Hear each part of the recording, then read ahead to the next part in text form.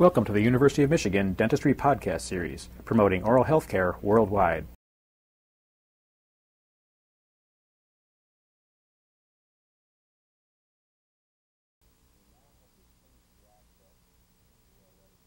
We now have the finished wax up, and we are ready to start investing the retainers.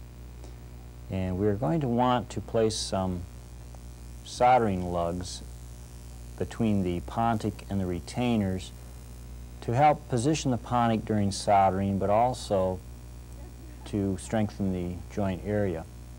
We can see that there is a retentive groove on the proximal surface.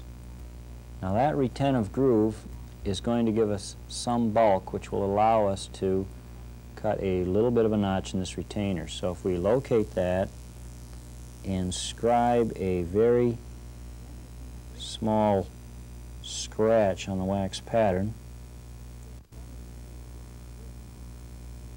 this is going to give us the location of that groove. And here, fairly close here, you can see that the groove is a little bit, or the scratch is a little bit lingual to the groove. So we're going to take a handpiece burr, and this is a 701, warm it slightly in the flame, and put our initial soldering lug into the retainer. Now, the advantage of doing this in the wax is if we mislocate it or if we go through the pattern, we can patch it rather easily. If this were already in the casting, then if we make a mistake, we have a little bigger problem. So we just want to indicate this in our wax pattern.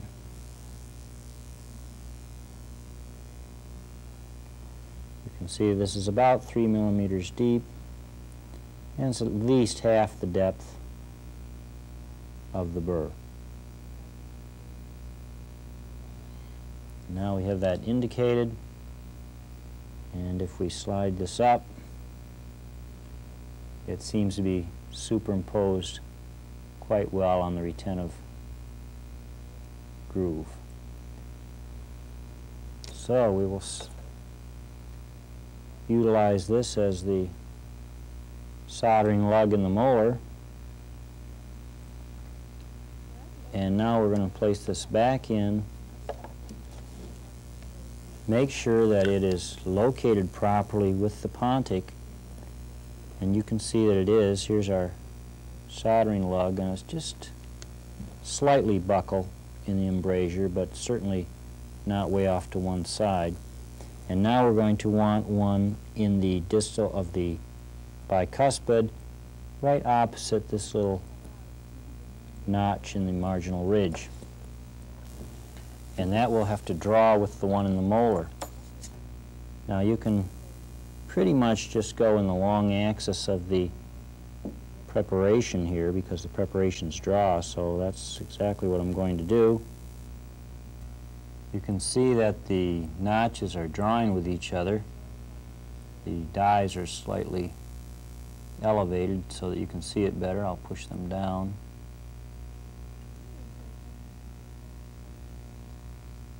But the lugs do draw with each other, and you can see that they are positioned in the middle of the planned solder joint.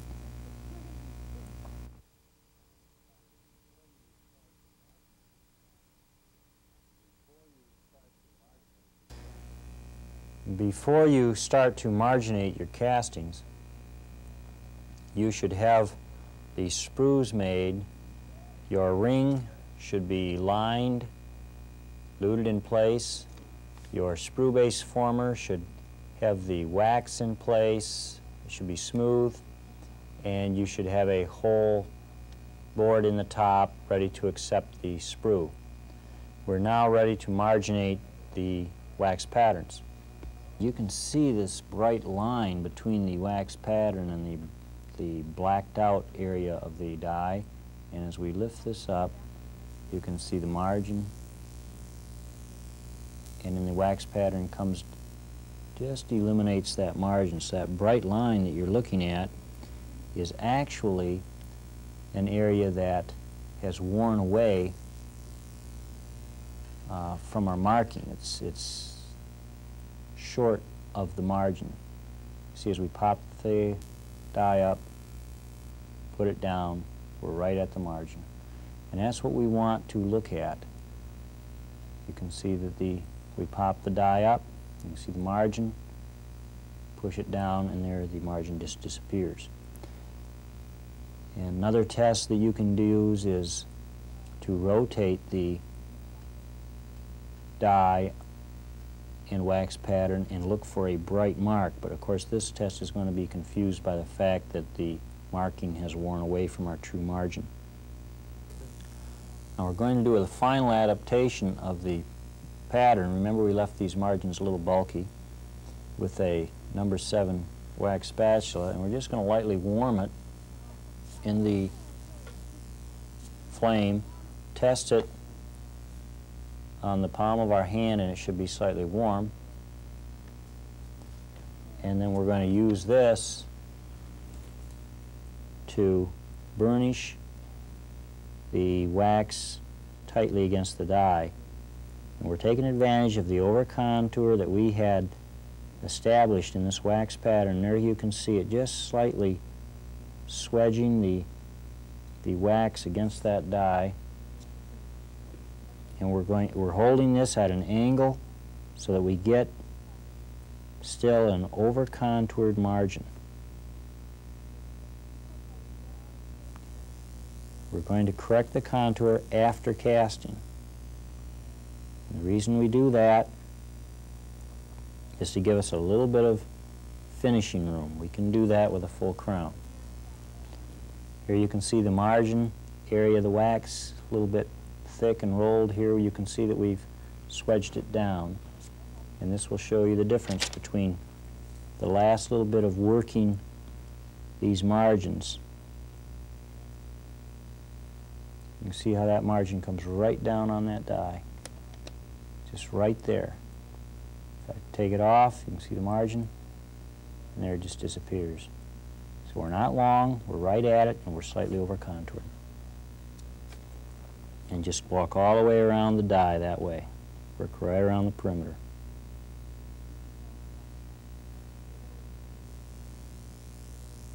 Once the molar is completed,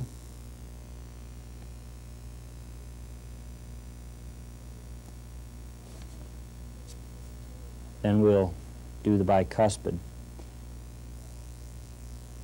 I'd recommend that when you're doing this yourself, if you're going to take some time with investing, you don't want one tightly adapted sitting around while you're working on the other one. So time your work so that you're going to adapt your wax and get it sprued and get it invested immediately, then go to the second pattern. Here you can see the finalized wax up of the bicuspid, and I have remarked that die. You can see that this area is a little short. Now we're going to have to add some wax in there, and there's no way that we can add that wax without getting a slight wax added line. The problem is that we do not want the wax added line to occur right here where you can see our wax ending. And if we put a very, very thin layer of wax on, that's exactly where it'll be. And it'll be very close to the margin. During our finishing processes, that gold will be very, very thin. It'll probably flake off and be lost. You'll be back to a short margin. So when we're going to add to a margin like this, we're going to have to actually come into that wax, go right through it, and come up 1.5 millimeters, 2 millimeters away from the margin, going right through our pattern, hold it down, and now we've added about part of the margin on. And we're just going to come around here just as we would do if we were initially marginating this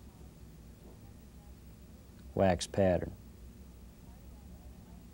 Come well up, because we do not want the wax added line down close to the margin. hold it down. Now you can see that we've roughened the surface considerably, but we have corrected the short margin. So now simply go to our slightly warmed instrument, and we'll carve that surface back, correcting it. We'll recheck the contact, leave the margin slightly bulky,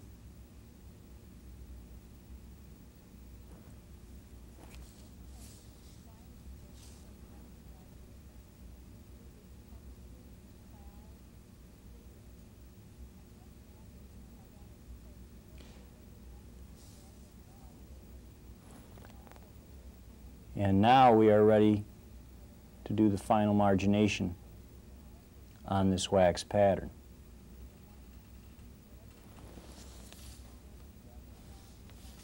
So we're going to heat up our spatula lightly, test it on the palm of our hand,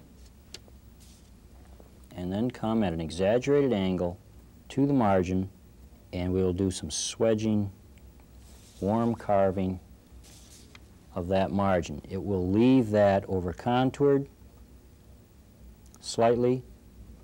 It will be carved right to the correct length, but it will be slightly bulky.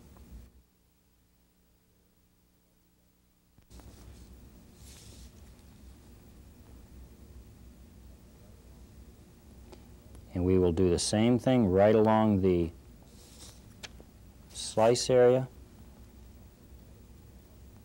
and right as we come up into the buckle hood.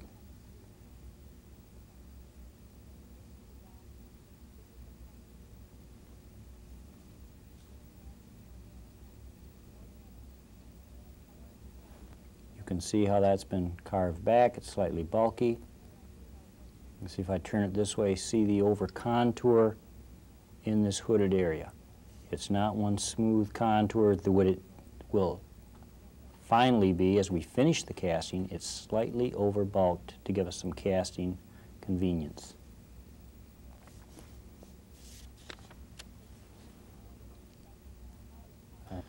You can see now that the margins have been adapted on the bicuspid. You can see that they're over a little bulky, a little over bulked, but they're not overextended, and they're down all the way on all the margins.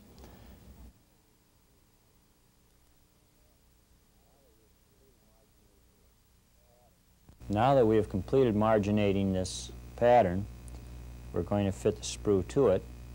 And you can see that we've got this previously made sprue, and we're going to have to now fit this to our wax pattern. We're going to have to remove some of the length of the arms here. We can simply, you know that they're significantly too long, so we're going to just take some off here and compare this to our pattern, and we're getting somewhere relatively close. It'll be a little easier to bend this if you very lightly pass it through the flame, and we want to just adjust the arms here so they go out beyond our cusp ridges, and we're going to sprue on the mesiobuccal point angle and the distal lingual point angle. And so here we go. We are now just beyond our cusp ridges. We're putting the sprue on the mesiobuccal point angle and the distal lingual point angle, and we now have the sprue adjusted so it's proper ways away from the occlusal of the pattern, and it's going to attach down on the axial surfaces just beyond the cusp ridge. So we're now ready to lute this in place, and we'll do that with a little sticky wax.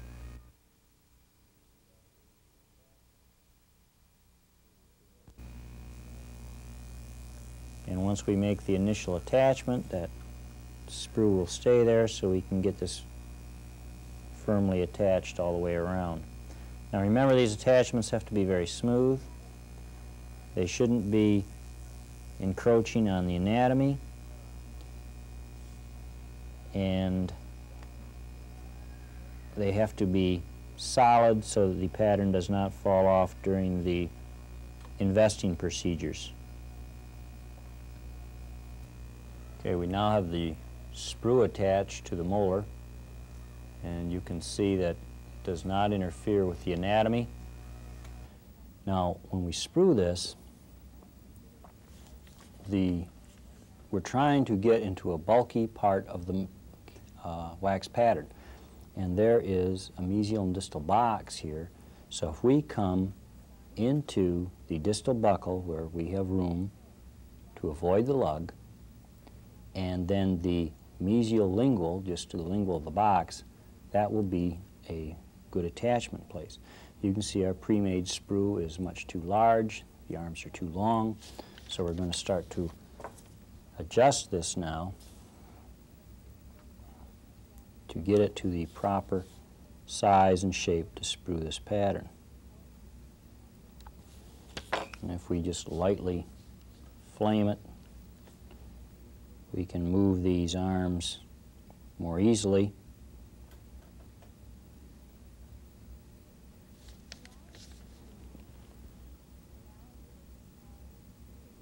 We're getting close here.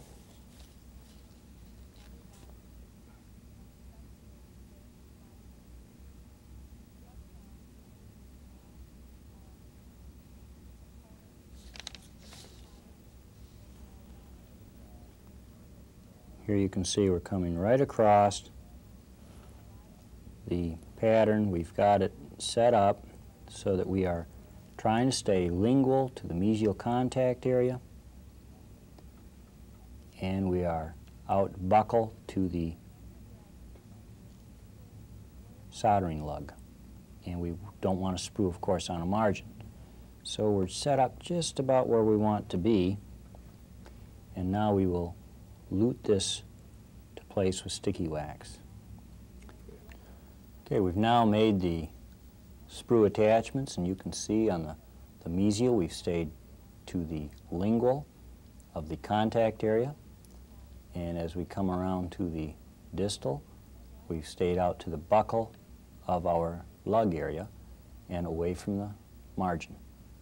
So we're now ready to invest this, and again we have previously formed our sprue former, made that smooth. We have a lined ring. We're all set to go. So now we can remove this from the die and place it on the sprue former. Remember, when you remove your wax pattern, that the sprue is not a handle. You want to remove it by grasping the wax pattern and carefully teasing it off. You don't want to distort it at this point. And if you grab the sprue and use it for a handle, you're very likely to distort it. Once we get it loose, we can take it on the sprue, grasp the sprue with your tweezers, and put it into your base. Now we can test the height of the pattern by putting the ring on it, and just put it all the way down to place and check to see that you're about 1/4 of an inch away from the end of the ring. And here you can see we're just right about there, and you can see that the lining material is coming up beyond the pattern.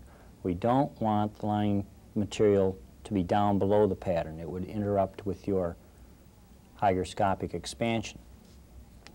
So now that we know we've got it placed properly on the ring, we simply have to seal the sprue into our sprue former. So be sure that you hold the pattern on an angle so that the heat rising from your instrument is not rising into the pattern, causing a distortion of the pattern while you're sealing it in place. And we'll simply work all the way around the perimeter here getting a nice smooth sprue former. We've now completed spruing this pattern. You can see that we've made our connection of the sprue base former to the sprue, and it's smooth. There are no pits or voids, and we are ready to invest this. And this should be invested immediately. Do not let this sit around and distort while you're doing the other pattern. You should sprue one, invest it, then sprue the other. You've been listening to a presentation from the University of Michigan School of Dentistry, which is dedicated to supporting open learning and open educational resources. This recording is licensed under the Creative Commons. It may be reused and redistributed for nonprofit use. Please attribute materials to the University of Michigan School of Dentistry and redistribute under this same license. For more information on how this and other University of Michigan School of Dentistry recordings may be used, visit www.dent.umich.edu/license.